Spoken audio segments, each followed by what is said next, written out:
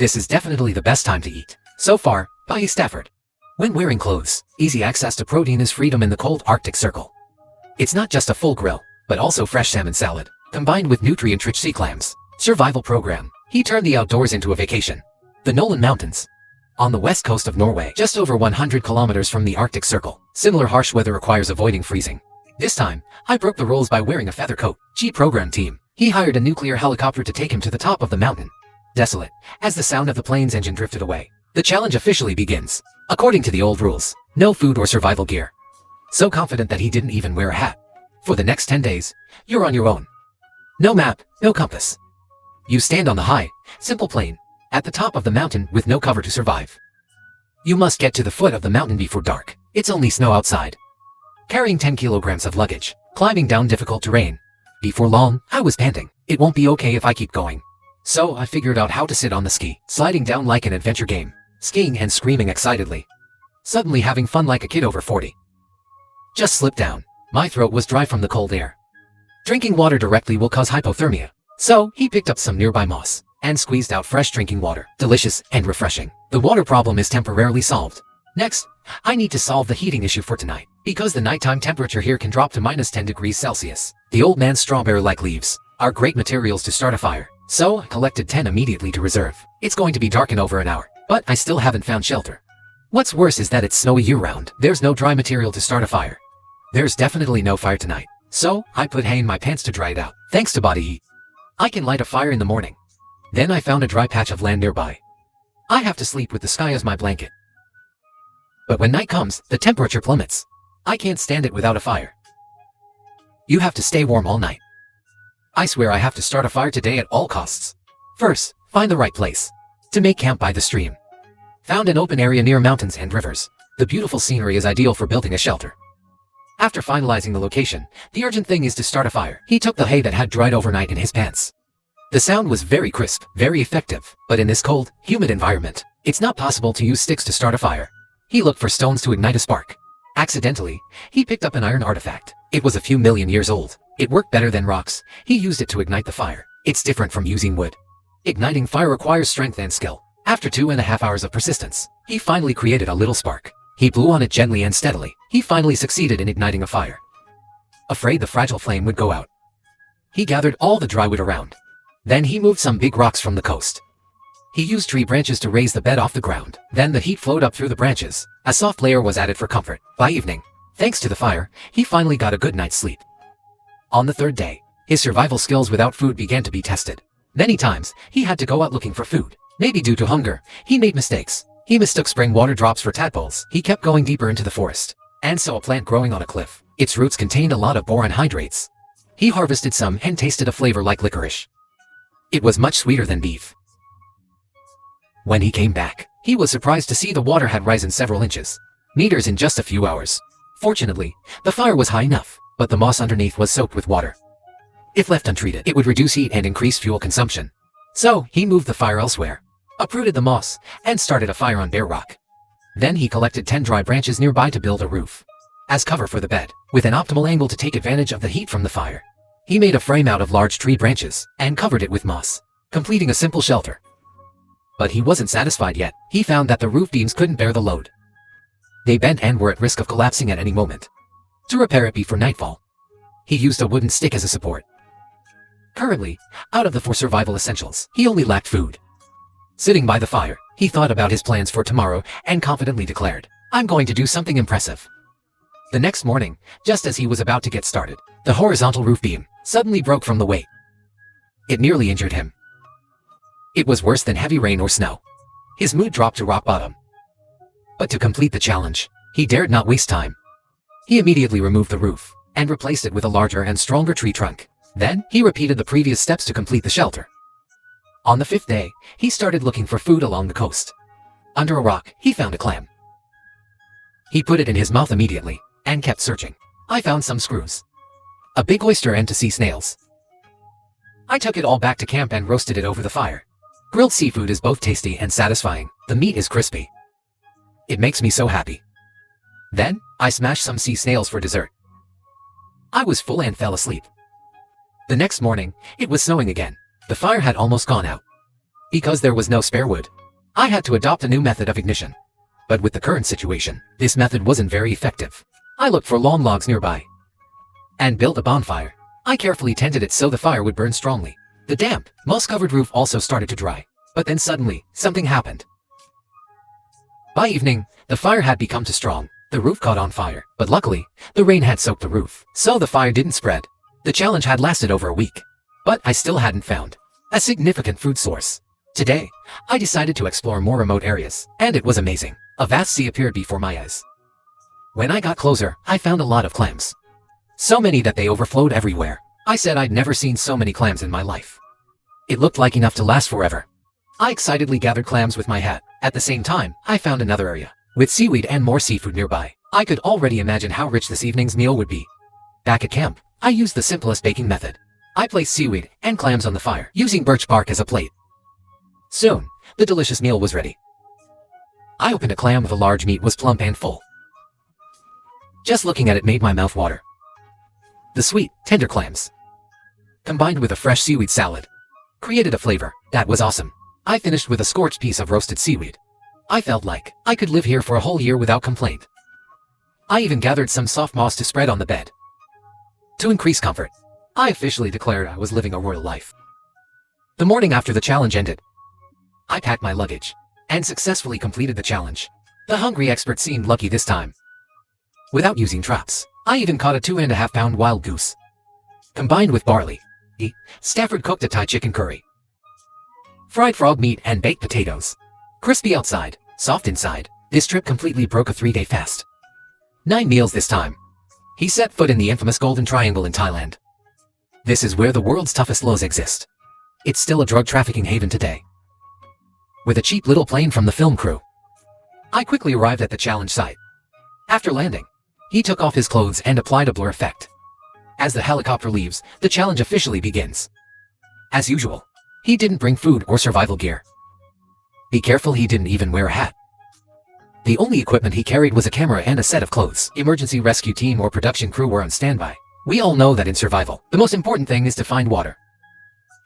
There's no map or compass. Doesn't work. Going down the mountain is not a smart choice. I stood on high ground to observe and plan, then monitored the surrounding area. To avoid wasting unnecessary energy when returning, I decided to leave the gear in place and head into a valley. If I couldn't find water, I would come back. However, movement here must be extremely careful, because you'll never know if there's a snake at your feet, venomous or a scorpion. Valley life. After more than 2 hours of trekking, my mouth was dry, but still hadn't seen a drop of water. Fortunately, God doesn't forget bald men. After a little more hiking, I found some bananas in the distance. Even AI knows banana trees are useful, so I ran over immediately. There were no cutting tools available, so I kept punching the trunk with my fists. The pulp fell out, filled with water, and I drank the sweet juice, helping me regain some strength. Then I came back, unleashed accidental iron punches and knocked over the banana tree. Successfully picked bananas from the top. Excited, I made a strange sound with my mouth. I couldn't believe I picked a banana and put it in my mouth. I almost broke my dentures because the bananas were too hard. When I peeled off the black skin, it didn't look like anything edible. Even worse, the sky began to thunder, warning that rain was coming. I realized I hadn't built a shelter yet. I was always calm, but I immediately panicked.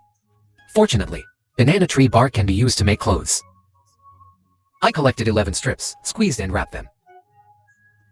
Soon enough, I had a cape made of banana leaves. Then I carried the banana tree as a water source and returned to the mountaintop where I had placed my gear. Now the sky had begun to darken. It looked like the rain was about to fall. Get to the top of the mountain before it rains. But there's clearly not enough time to build a shelter. I beat the banana tree to get water. It's a supplement for the body, preparing for the storm tonight.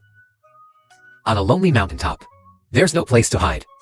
You have to go down the mountain, find a small, tall tree for cover, and then cover it with a thick layer of leaves to stay warm. That night, I could only lie through the storm. The next morning, fortunately, it hadn't rained, but I was still shivering. To replenish the energy expended, I caught some cicadas on the tree. It doesn't matter if they're clean. Take off the wings and put them in your mouth. Sweet and crispy taste. Their protein is definitely higher than beef. Then I carried my luggage and went down to the foot of the mountain. On the way, I found a lot of wild plums on the ground. When I tasted one, it was a little sour. After another 2.5 hours, a clear stream suddenly appeared in front of me.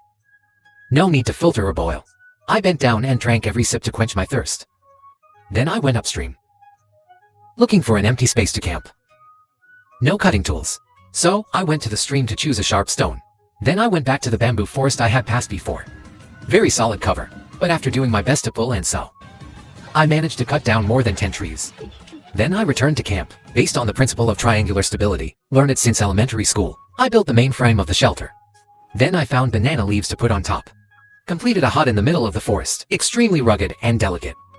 When I finished, I was sweating, and the local mosquitoes were constantly attacking me. I just wanted to soak in the water right away. So I went to a small nearby lake, washed from head to toe, not forgetting to wash my thick black hair. After removing all the dirt, I felt like I had aged in peace until 60. That night, I stayed in a solid hut, no longer worrying about storms. I woke up early the next morning, proud of my appearance. As usual, I decided to start a fire to begin the new day. I used another bamboo stick and rubbed it crosswise, rubbing frantically for over an hour, until I created a spark. I placed the spark into a straw nest and blew on it. The warm fire immediately flared up. As a British gentleman, the first thing I did after starting a fire was make a cup of tea. I broke a piece of bamboo to make a cup, drew some bath water, and added a few slices of wild ginger. After half an hour of steeping, I said it was absolutely delicious. Then I added some more water. I decided to set some traps, because survival BA skill was triggered due to hunger. My hunger alert has been activated several times. Then I came to an open field. Nearby, I used the old method again, making holes using rocks and sticks, and using leftover grasshoppers from my diet as bait. If I'm lucky, I might have a feast tomorrow.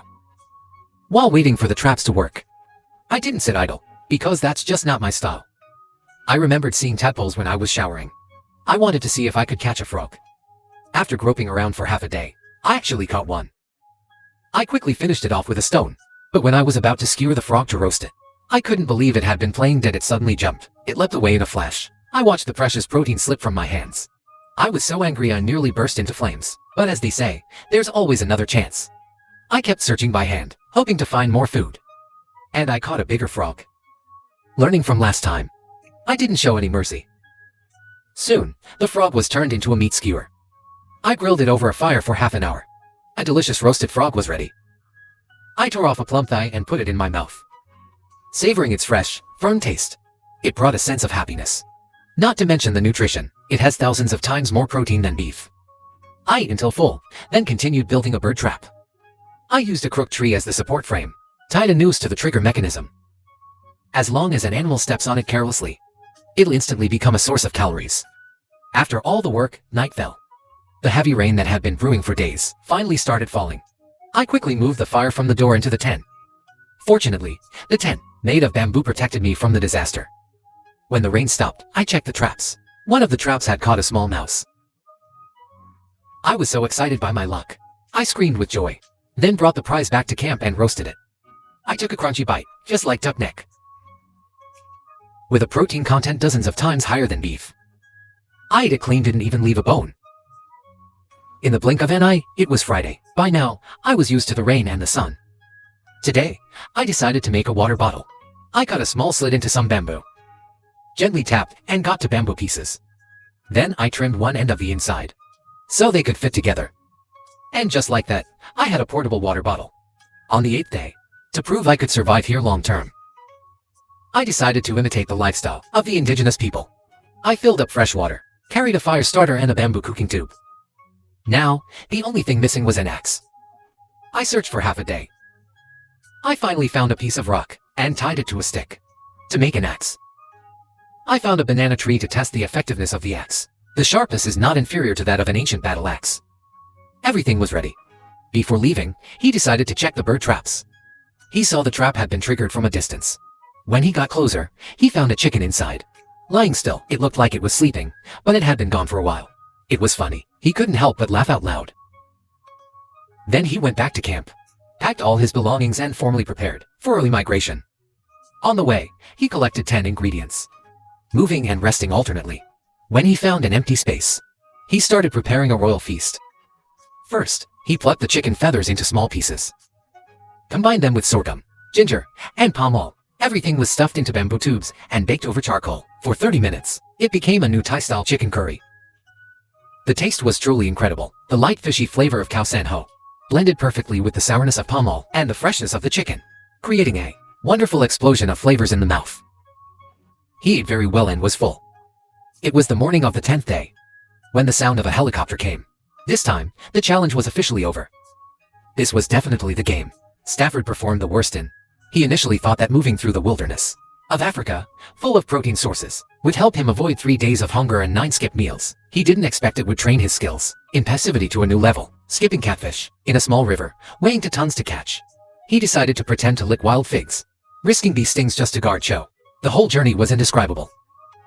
This time, he went to the Okavango Plains in Botswana, Africa, where there are not just 20,000 square kilometers of land, but also wild animals that still look very lifelike. Before the challenge began, he asked a bushman for a few local survival tips. Then he went to the drop-off point, the heart of the camera crew.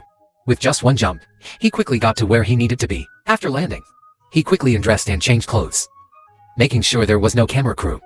There was no survival program delegation. He didn't even want them to film his hair. For the next 10 days, he would face death alone. Those who have been to Africa all know that wild animals are not the friendly kind here. And now, these politically correct survival skills. So, the immediate imperative is to find shelter. He brought the equipment and went into the interior of the island. Just a few steps away, we found a piece of bone, used as a cutting tool. Extremely helpful. A few steps further, he discovered many wild trees on the riverbank, suitable for use as a clothing line. This river has a lot of crocodiles, standing for too long poses and immediate danger. He quickly collected 11 interesting things. In just a few steps, he wove a little dress. Then he chose a big tree as a camp.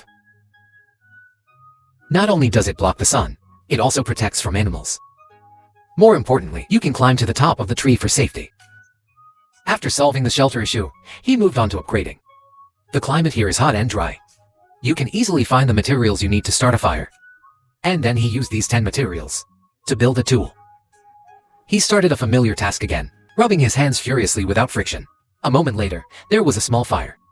Then he gently breathed on the flame, and the fire successfully ignited. To ensure safety, he split the fire into 2 and slept between them. It was the night of the 2nd day of the challenge. Waking up early in the morning, he saw a baboon. It seemed to be testing him. He remembered the locals' warning that baboons can attack humans, and the most effective way to scare them off is to shout. So, he tried screaming for a few hours. It startled the baboons, who seemed to understand the warning and left. Then he picked a berry to eat. It tasted sweet and sour, and was many times richer in vitamin C than beef. However, eating only plants is not enough. He needed to find more food if he wanted to survive long term. He started exploring the surrounding area and discovered a flat land. After a thorough inspection, he found grass-like plants. If you want to travel in this area, you need to make shoes. He found a piece of hard bark and used bones to cut some small holes, then threaded bark strips through them. Not long after, he had made a pair of slippers. Even though they looked rudimentary and unsophisticated, they were good enough to walk through the meadows. While passing through, he saw many birds living nearby. If captured, they could be a main food source, but it was getting late. He would have to wait until tomorrow to set the trap. As night fell, the sky suddenly turned dark. Thunder roared, and soon it began to rain. He hadn't built a shelter yet. If the heavy rain put out the fire, his situation would be dangerous. So, he spent a nervous night. Fortunately, the fire did not go out. He learned his lesson from the night before. The first thing he did in the morning was build a shelter. He found a long, thick tree nearby to lean against. Then collected 10 bundles of palm leaves and stacked them neatly on both sides of the tree. In just a short time, he had created a simple shelter. It was enough to protect him from the rain. Next, you make a roof to protect your precious fire. After completing those tasks, you don't rest, you collect 10 more pieces of bark. Use your hands to make a rope. Then continue making loops. I spent the whole afternoon making several loops. A total of 10. At night, it started raining again. But this time, I had a roof. So, I wasn't as worried as before. The next morning, I carried the rope and left the shelter to set traps. Just a little ways out, I saw a fresh pile of hippopotamus dung. It was only about 70 to 80 meters from camp. Fortunately, the fire was there to protect me. A bit further on, I found a dead antelope. Although it couldn't be eaten, the horns on its head made excellent digging tools. I continued on to the open field. that I had discovered the day before, where I had seen many antelope tracks. I immediately began using the same old method. A small tree to create a noose trap. As long as an animal steps into it, it will be caught. I set 3 noose traps. And by the time I was done, it was dark. Time passes quickly. While heading back, I found a bat in a tree. For someone who hadn't eaten in 5 days, this bat was as tempting as a girlfriend. But with no tools, it was impossible to catch. Where there are bats, there are usually fruit. I looked around and sure enough, I found some fallen fruit. To my surprise, they were filled with worms. Definitely a good source of protein. I didn't hesitate to eat them. The sweetness of the fruit combined with the softness of the worms. It was amazing. While looking for more food, I found a river. Following the horse tracks, I quickly reached the riverbank. After a long walk, my throat was dry. As I bent down to drink, I suddenly heard a strange sound. I looked toward the source of the sound, and was surprised to see a group of catfish feeding. So many that they blocked the whole river. Normally, I would have rushed over, but they were so large. They would definitely attract the attention of crocodiles nearby. So, I decided not to take the risk. I returned to camp with nothing in my hands. On Friday morning, I checked the bird traps. But as expected, no birds were caught. To make matters worse, when I got back to camp, one of my shoes had broken. It took up valuable time to fix it. I recalled all the past days, just following the same path. Today, I decided to find a new one. I hope to find another source of food. Your decision was indeed the right one. I couldn't go long, I found a beehive. Think of the sweet wild honey inside. I just want to get it out right away. But I realize this is clearly a risk. If you want to get honey, you can only use the smoke method. Today's time is not up. I decided to go back to camp and figure out tomorrow. I can't wait to get back to camp. A large animal appeared. Made him panic, climb a tree and dare not move. Fortunately, the hippopotamus just walked around the fire one round and left. You carefully climb down the tree after it's gone. Next day, in the morning I took my tools to get honey. When it was still dark, he lit a fire in the tree. Then, he took the camera bag and held the torch in his left hand. Right hand with deer horns, taking advantage of the chaos hitting the hive. After a while, I finally got out a piece of honey. Black and hard. Even though there's a bit of wax and it doesn't taste very good, but it gives you enough energy to live. Surviving the remaining few days. On the way back to camp, I found some more nuts. Unrestrained joy uttered a word of joy. This proves that if there's no surprise, you can live here a long time. After another night, the day came home. The production team's plane came to pick you up on time, and program challenge times. This has ended beautifully.